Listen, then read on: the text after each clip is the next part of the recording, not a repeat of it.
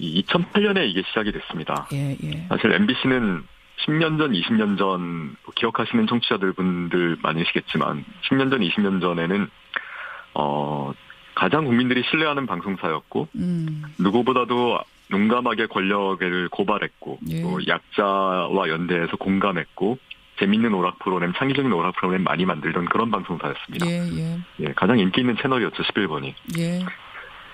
근데 2008년에 이런 게 이제 MBC를 가만두지 않아야겠다. 영향력도 높고 권력도 잘 고발하는 이런 MBC가 굉장히 밉보였던 것 같습니다. 이명박 정부 들어선 이후에 예. 거의 점령작전처럼 좀 심하게 저희 언론 자유를 침해하고 방송을 짓밟았죠. 저희 좀 이따 이제 다시 말씀드리겠지만 9년간 정말 많은 일이 벌어졌습니다. 이 방송사 안에서. 정말 많은 일이 벌어진 거를 저희도 이제 간혹 들었어요. 듣긴 들었는데 위원장님 개인적으로는 많은 일 벌어진 것 중에 제일 가슴 아팠던 건 어떤 게 제일? 물론 저희 구성원들 상당수가 해고되고 징계되고 쫓겨난 것도 물론 가슴 아픈 일이었지만 예. 굳이 하나를 꼽자면 저는 세월호 참사 때 우리 보도가 가장 가슴 아픈 일이 아니었나 싶습니다. 기억하시겠지만 전원구조 오보를 내고 예. 그 현장에서 들어온 보고까지 묵살하고 정정하지 않았죠. 그래서 구조의 골든타임을 오히려 방해했습니다, MBC가. 예. 더더군다나 세월호 유가족들을 모욕하고 조롱하고 이건 공영방송으로서 도저히 있을 수 없는 거의 참사에 가까운 방송들이 계속 나갔습니다. 그리고 그걸 어떻게든 막아보려는 현장 제작자들, 기자들은 예. 다시 쫓겨나고 징계받고 그렇죠. 이런 일들이 반복됐습니다. 반복됐고 저는 공영방송으로서 씻을 수 없는 죄를 저질렀다고 생각하고 그 순간이 좀 가장 가슴 아픈 순간이 아니었나 싶습니다. MBC 내부원 중에 어떤 분은 그런 말씀하시더라고요. MBC 상황은 9년 내내 세월호 참사 같았다. 이런 끔찍한 상황이 계속됐다. 뭐 이런 말씀도 하시던데 네. 결국은 지금 사장이 물러나야 된다 이렇게 보세요. 예. 그거군요. 근데 지금 MBC도 그렇고 KBS도 그렇고 지금 사장이 결국 물러나야 된다라고 요구하고 있지만 두 사람 모두 법으로 인정받은 임기가 있습니다. 네. MBC 김정경 사장은 어떤 입장을 내놨냐면 사퇴를 요구하는 건 마치 홍위병을 연상케 한다. 나는 사퇴하는 일 없다. 이렇게 선언을 했거든요. 예. 공영방송사 사장의 임기가 있습니다, 물론. 지금 김장겸 사장은 박근혜 대통령이 탄핵되기 직전인 지난 2월 28일에 취임한 사장입니다. 예, 예. 그러니까 아직도 3년이 남았죠. 2020년까지 임기입니다. 3년 남았군요. 예. 그런데 공영방송사 사장의 임기가 있는 임기를 정해둔 취지가 있습니다. 그건 뭐냐면은 예. 권력이나 자본으로부터 흔들리지 말고 이 방송 현장 제작자들, 기자들, PD들이 프로그램을 소신 있게 잘 제작할 수 있도록 든든한 우산 또는 방패가 돼주라는 겁니다. 그렇죠. 예, 사장의 임기 보장은 그런 의미가 있는 겁니다. 예. 설사 정권이 바뀌더라도 거기에 흔들리지 말고 기자, PD들이 제작자 율성 잘 지켜나가고 프로그램 잘 만들도록 지켜주라는 거거든요. 근데 그 우산 역할을 할 수 없는 사장이라면 임기 보장할 필요가 없는 거죠. 이 김장겸 사장은 지난 2011년에 정치부장으로부터 보도국장, 보도본부장 그리고 사장까지 수직 상승한 인물입니다. 예. 이 기간 동안 정확히 MBC는 추락에 추락을 거듭해서 지금 이 지경이 됐습니다. 가장 책임이 직접적으로 있는 겁니다, 이분이. 알겠습니다. 양치질 하는데 물 그렇게 계속 틀지 말고 꺼 했는데 내가 선배 눈치를 봐야 되냐. 뭐 이런 얘기가 오가다가 저천되었다. 이게 믿기 힘들잖아요. 아니 그냥 원래 실력이 없어서 자천되었는데 라고 누군가 얘기할 수 있어요. 그래서 제가 직접 오늘 이분을 모시고 그 얘기를 들어볼까 합니다. 양윤경 기자 모시겠습니다. 그 일로 진짜로 쫓겨났어요? 비제작 부서로? 진짜로? 진짜로. 진짜 그게 진짜임을 드러내는 정황들이 있어요? 예를 들어서? 일단 제가 이제 직업적으로다가 팩트를 하나 말씀드리면 저는 절대 반말을 쓰지 않았고요. 시정일관 존댓말로 정중히 물을 잠가줄 것을 요청을 했고 정중히 요청했고 정중하게 물을 좀 잠가주시면 좋겠다라고 얘기를 했고 잠가달라고 했는데 기분이 좀 나쁜 것처럼 제가 느꼈어요. 그래가지고 저희 부서로 돌아오는 길에 제가 이제 퇴근하려고 가방을 챙기고 있는데 그 앵커께서 지나가면서 약간 이거 얘기해도 되는지 모르겠네. 어쨌든 이미 다 공개된 영상이니까 이렇게 감정적으로 이렇게 하고 지나가더라고요. 제 옆을. 그래가지고 이거 정말 익숙해지지가 않아, 이 상황이 사실은. 근데 하고 지나갔다? 하고 지나가서 저도 모르게 아니 그렇게 억울해요. 그랬더니 제가 그러니까 물쓴 내 눈치를 봐야 되느냐. 그래서 제가 당연하죠, MBC 앵커인데 라고 멋지게 말하고 퇴근했죠. 거기까지는 있을 수 있는 일이 아닐까요? 근데 그 다음날 아침에 출근 전 8시 한 30분쯤인가 노조 사무실에서 일하는 간사 선배가 있는데 그 선배가 다음날 바로 아침에 전화를 해서 매우 다급한 목소리로 윤경아, 너 어제 배현진 씨랑 무슨 일 있었어? 라고 물어보는 거예요. 제가 아무한테 얘기한 적도 없는데 그래서 아니 어저께 화장실에서 물 잠그라고 하긴 했는데 근데 선배가 야, 좀 회사가 지금 난리가 났으니까 일단 알고 나오라고 하더라고요. 회사에서 난리가 났다고? 네, 지금 난리가 났으니까 알고 나오라고 해서 출근했는데 들어가자마자 부장이 부르시더라고요. 부장이 불러서 부장께서 윤경아, 너 어제 화장실에서 있었던 일을 처음부터 끝까지 자세하게 얘기를 해달라고 하는 거예요. 모든 팩트를 빠뜨리지 말고 낱낱이 얘기를 하라고 하셔서 시간대별로 이렇게 쭉 말씀을 드렸죠. 근데 이제 부장께서 일단 알겠다고 잠깐 기다려보라고 하시더니 누구를 만나고 오시더라고요. 오시더니 저한테 윤경아, 미안한데 어저께 있었던 일을 경위서를 써라 라고 하셔서 경위서를 쓰라고 하니까 썼죠. 근데 경위서 저만 쓴 건 아니고 배현진 씨도 썼어요. 저는 2013년 7월 며칠 5층 여자 화장실에서 배현진 씨를 만났습니다. 배현진 씨는 그때 양치를 하고 있었는데 제가 보기에 물을 과도하게 사용한 것 같아서 물을 잠가달라고 했습니다. 배현진 씨는 그때 저에게 이렇게 말을 썼어요. 쭉 써가지고 부장께서는 너는 기자니까 드라이기 팩트만 간략하게 쓰라고 하셔서 한 A4 한 반 정도 써가지고 낸 것 같아요. 그러고 나서 경위서 쓰는 걸로 끝나나 했더니 그거에 대한 진상을 조사하겠다며 진상조사단이 꾸려지고 진상조사단장이 생겼어요. 진짜로? 진상조사단장이 저를 불렀죠. 단장이 누구였어요? 지금 100분 토론 진행하신 박용찬 앵커께서 저를 부르셨죠. 부르셔가지고 너의 경위서와 배현진 씨의 경위서가 대부분 다 일치하는데 딱 한 군데 틀린 데가 있다. 너가 배현진 씨 화장실에 있다가 문을 열고 나왔다가 다시 들어가서 배현진 씨한테 문 잠가라고 했다는 거예요. 그래서 전 그런 적이 없거든요. 그래서 그 부분이 틀리다며 나중에 알고 봤더니 CCTV까지 돌렸다고 하더라고요. CCTV까지 돌려가지고 확인을 했는데 그 결과 제가 안 나갔다 온 걸로. CCTV를 확인했다고요? CCTV를 보게 해주려면 거쳐야 하는 어떤 부서 근무자를 통해서 들은 거라서. 그리고 CCTV도 확인했어요. 그런 다음에. 제 말이 맞든지 어땠든지 간에 확인을 했으나 거기에서 그친 게 아니라 저희 부장을 따로 부르셔가지고 그때 국장이 지금 김장현 사장님이시죠. 김장현 사장이 이제 부장을 부르셔서 그때 김장겸이 등장하는구나. 보도국장이었어요. 그래서 그 보도국장께서 저희 그 국제부장을 부르셔갖고 그때가 얘기 나왔던 건 인사조치가 아니라 징계였어요, 징계. 징계 이유는 뭐랍니까? 공정방송에 대한 어떤 그런 가치를 위한 파업을 했는데 그 와중에 대체 인력이 들어왔기 때문에 그 대체 인력들과는 사실 사이좋게 지내고 싶지 않았어요, 솔직히 말씀드려서. 그러니까 제 감정을 어떻게 할 수가 없잖아요. 그래서 그분들께 다소 다정함이 떨어졌죠. 저의 그 행동과 말에 있어서 다정하지 못했죠. 그러니까 그 다정하지 못하는 것이 업무 분위기를 쭉 훼손해 왔는데 안 그래도 얘가 한마디로 기존 기자들과 새로 들어온 기자들을 차별하는 애로 말하자면 찍혀 있었는데 빌미가 잡힌 거예요, 이게. 그래서 이게 제 생각에는 방아쇠 역할을 한 것 같아요.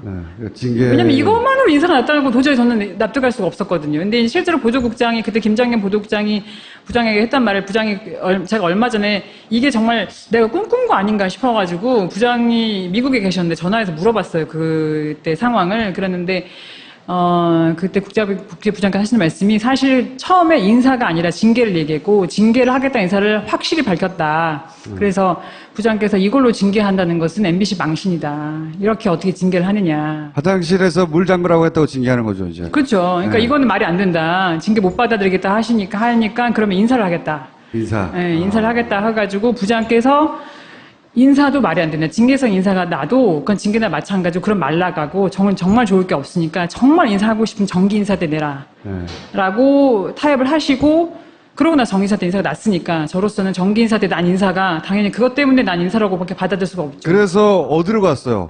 그 부장께서 처음에는 배현진 앵커가 바로 제 뒷자리였어요. 네. 그래서 이제 둘을 떼어놓는 것이 바람직하겠다 해서 층을 바꿨죠. 배현진 아나운서는 그 일로 징계를 안 받았어요?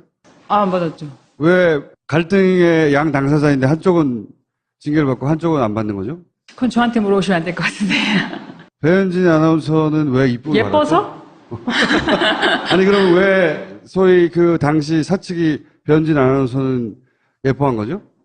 그건 있었죠. 그 배현진 아나운서가 파업을 하다가 올라갔었잖아요. 파업을 접고. 그리고 파업 때 이용을 당했다는 뉘앙스의 글을 많이 올리고 또 인터뷰도 했던 걸로 제가 기억을 해요. 처음엔 파업을 했었고 배현진 아나운서가 중간에 뉴스로 복귀를 했고 그리고 자기가 이제 파업을 주도하는 세력에 의해서 이용을 당했다. 지금 말한 것처럼 그런 뉘앙스의 글을 썼던가요? 트위터인가 뭐 어딘가에 올렸었다고 기억해요. 네네네, 즉 맞아요. 자기가 동의하지 않은 바였다는 네네. 뉘앙스의 글을 올렸던 걸로 기억을 하고 저는 개인적으로 파업에 다 동의할 필요 없다고 생각해요. 자기 선택이니까 올라간 걸 가지고서 배신했다거나 뭐라고 하는 건 전혀 없고요. 다만 이 사측에서 봤을 때는 상징적인 인물이 그렇게 그 공식적인 고지를 하면서 올라왔다면 사측에서는 제가 사측이어도 예뻐하지 않을 수는 없었을 것 같아요.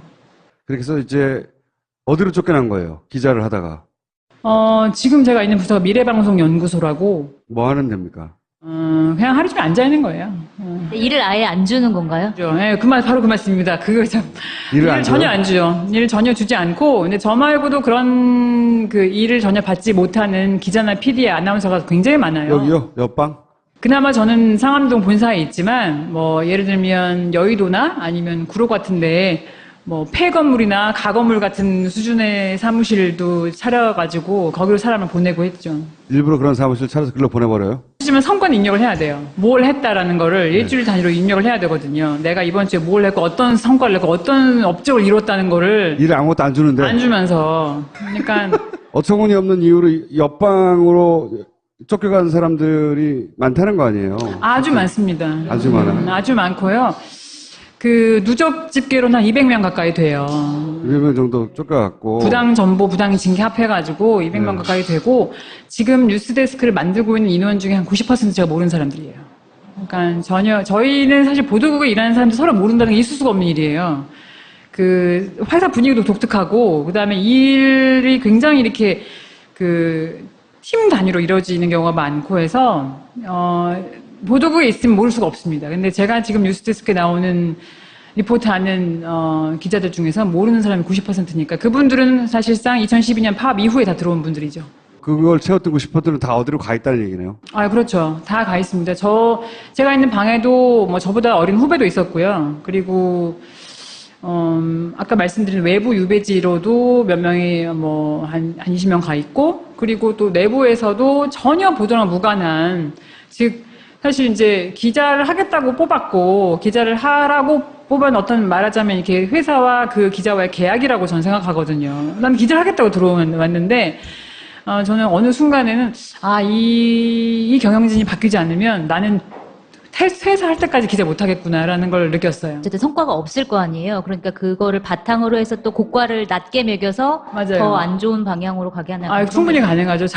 사실 이번에도 인사고과를 저희 그 미래방송연구소에서 한 명이 최하를 받아야 되는데 자랑스럽게 제가 받았습니다. 이번에 이제 이게 이슈가 되고 하면서 예상은 했는데, 네. 스케이트장 뭐 관리로 보내고 PD를 아니 뭐 청소시키고 이런 사례는 들었는데. 청소는 아니고요. 네. 주차장 관리 시키기도 했고, 주차장. 예, 그리고 뭐 공사장에 보내기도 했고, 공사장. 신사옥 건설할 때, 상암동 건설할 때 공사장에 보내기도 하고, 또 징계나 인사 조치는 굉장히 비일비재했어요. 그때 파업했었던 내용에 대해서 간단하게 좀 얘기를 해주세요. 서장 물러가라였지 그때. 예.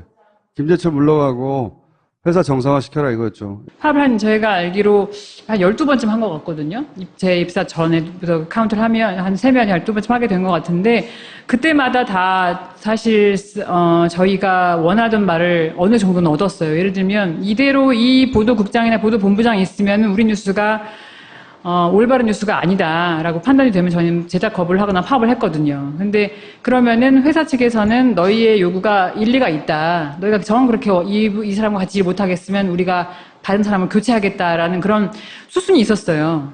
근데 저희가 그런 그 순 역사를 믿고 그때도 너무 이제 뉴스가 이상하게 막 나가니까. 근데 사실 지금 돌이켜보면 지금 나간 뉴스에 비하면 그때는 정말 양질이었던 것 같아요.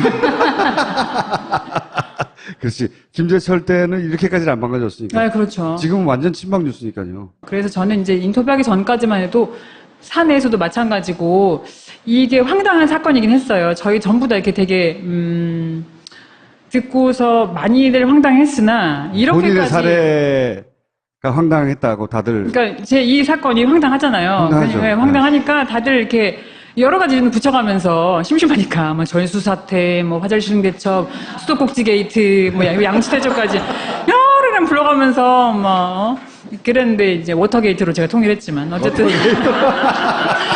워터게이트가 제일 고급지더라고요. 그래서 네. 그걸 제가 통일했어요. 어쨌든 이게 너무 황당해서 회자가 되었으나 정도의 차이일 뿐.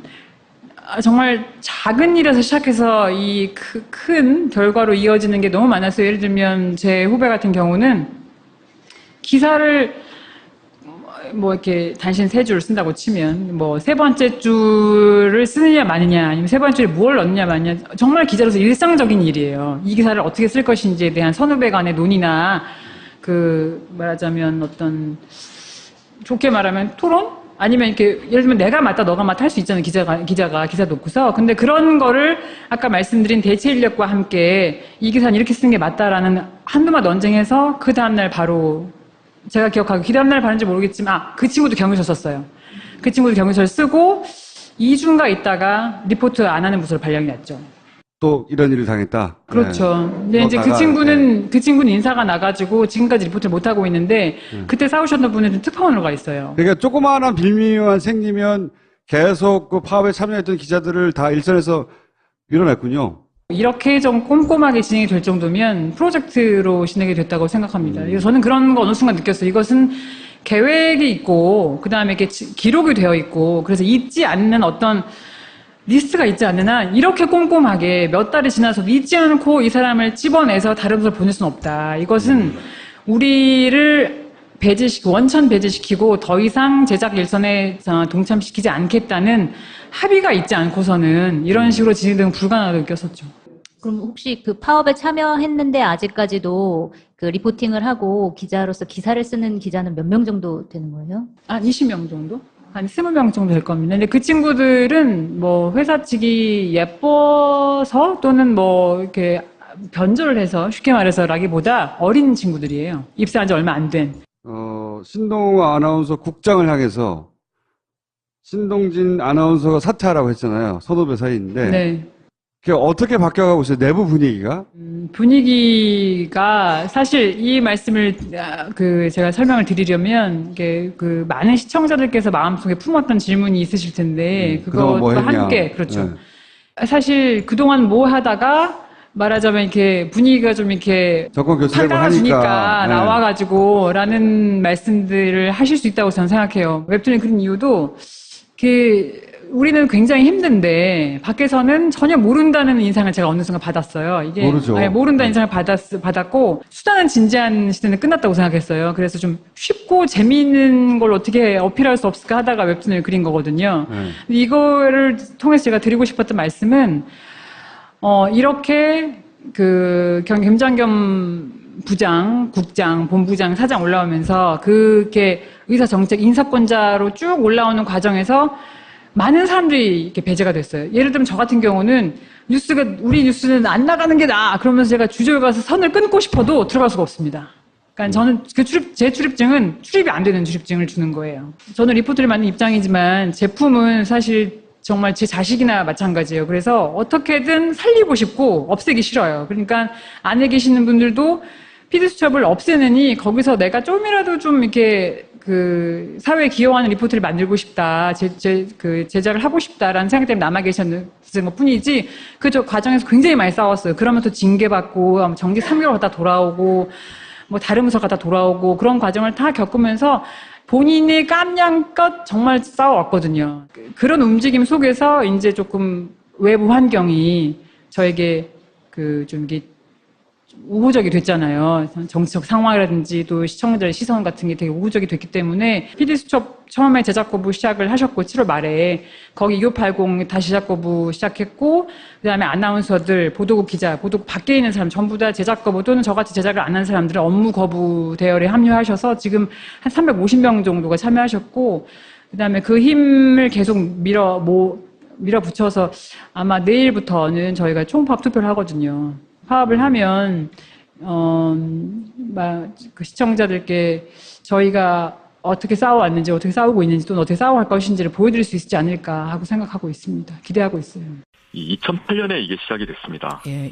사실 MBC는 10년 전, 20년 전 기억하시는 청취자분들 많으시겠지만 10년 전, 20년 전에는 가장 국민들이 신뢰하는 방송사였고 누구보다도 용감하게 권력을 고발했고 또 약자와 연대해서 공감했고 재밌는 오락 프로그램, 창의적인 오락 프로그램 많이 만들던 그런 방송사였습니다.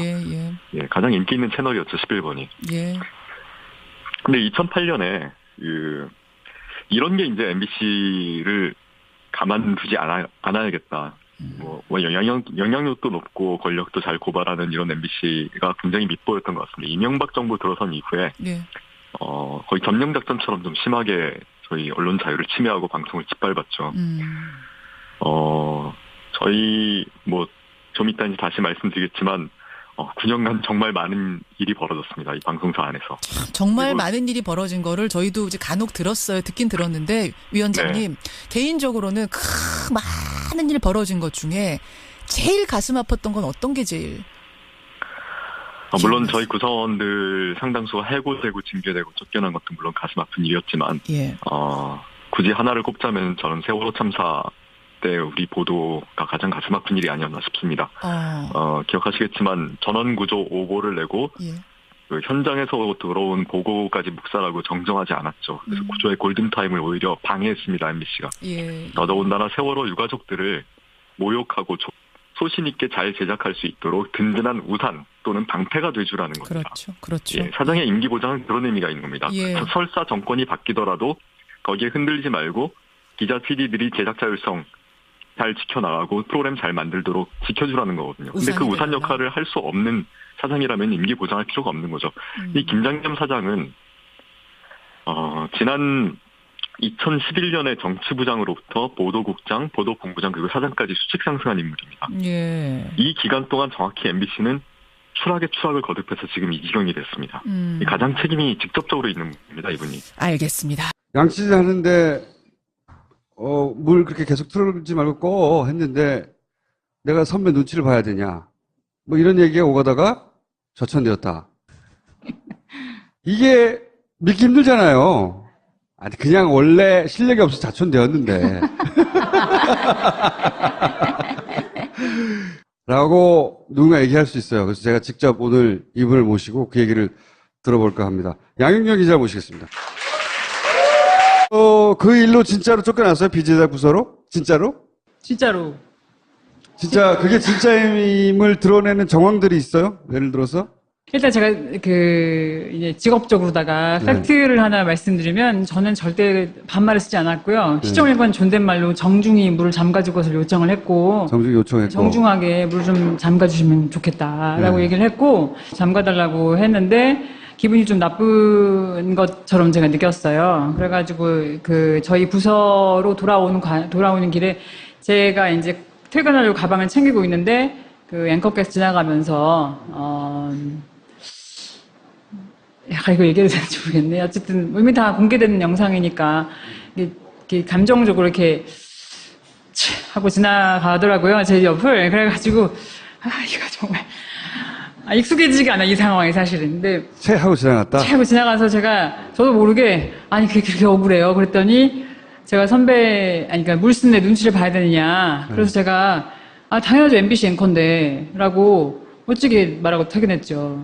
거기까지는 있을 수 있는 일이 아닐까요? 근데 그 다음날 아침에 출근 전 8시 한 30분쯤인가 노조 사무실에서 일하는 간사 선배가 있는데, 그 다음날 선배가 바로 아침에 다음날 바로 아침에 전화를 해서 매우 다급한 목소리로 윤경아, 너 어제 배현진 씨랑 무슨 일 있었어? 라고 물어보는 거예요. 저 아무한테 얘기한 적도 없는데, 그래서 아니 어저께 화장실에서 물 잠그라고 하긴 했는데, 그런데 선배가 야, 좀 회사가 지금 난리가 났으니까 일단 알고 나오라고 하더라고요. 회사에서 난리가 났다고? 네, 지금 난리가 났으니까 알고 나오라고 해서 출근했는데 들어가자마자 부장이 부르시더라고요. 부장이 불러서 부장께서 윤경아, 너 어제 화장실에서 있었던 일을 처음부터 끝까지 자세하게 얘기를 해달라고 하는 거예요.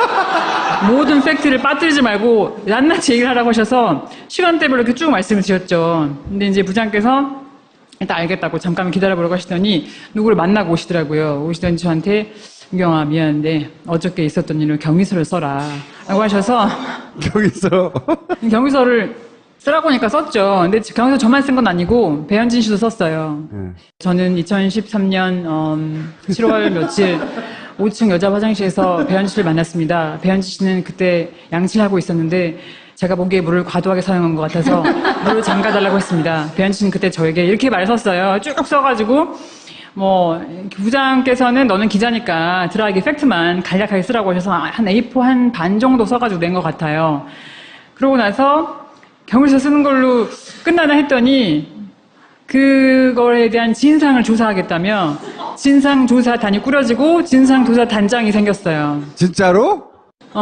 진상조사단장이 저를 불렀죠. 단장이 누구였어요? 지금 100분 토론 진행하시는 박용찬 앵커께서 저를 부르셨죠. 부르셔가지고 너의 경위서와 배현진 씨의 경위서가 대부분 다 일치하는데 딱 한 군데 틀린 데가 있다. 너가 배현진 씨 화장실에 있다가 문을 열고 나왔다가 다시 들어가서 배현진 씨한테 문 잠가라고 했다는 거예요. 그래서 전 그런 적이 없거든요. 그래서 그 부분이 틀리다며 나중에 알고 봤더니 CCTV까지 돌렸다고 하더라고요. CCTV까지 돌려가지고 확인을 했는데 그 결과 제가 안 나갔다 온 걸로. 조롱하고 이건 공영방송으로서 도저히 있을 수 없는 거의 참사에 가까운 방송들이 계속 나갔습니다. 그리고 그걸 어떻게든 막아보려는 현장 제작자들, 기자들은 다시 쫓겨나고 징계받고 그렇죠. 이런 일들이 반복됐습니다. 저는 공영방송으로서 씻을 수 없는 죄를 저질렀다고 생각하고 그 순간이 좀 가장 가슴 아픈 순간이 아니었나 싶습니다. MBC 내부원 중에 어떤 분은 그런 말씀하시더라고요. MBC 상황은 9년 내내 세월호 참사 같았다. 이런 끔찍한 상황이 계속됐다. 이런 말씀도 하시던데 네. 결국은 지금 사장이 물러나야 된다 이렇게 보세요. 예. 그거군요. 근데 지금 MBC도 그렇고 KBS도 그렇고 지금 사장이 결국 물러나야 된다라고 요구하고 있지만 두 사람 모두 법으로 인정받은 임기가 있습니다. 네. MBC 김정경 사장은 어떤 입장을 내놨냐면 사퇴를 요구하는 건 마치 홍위병을 연상케 한다. 나는 사퇴하는 일 없다. 이렇게 선언을 했거든요. 예. 공영방송사 사장의 임기가 있습니다, 물론. 지금 김장겸 사장은 박근혜 대통령이 탄핵되기 직전인 지난 2월 28일에 취임한 사장입니다. 예. 그러니까 아직도 3년이 남았죠. 2020년까지 임기입니다. 3년 남았군요. 예. 그런데 공영방송사 사장의 임기를 정해둔 취지가 있습니다. 그건 뭐냐면은 권력이나 자본으로부터 흔들리지 말고 이 방송 현장 제작자들, 기자들, PD들이 프로그램을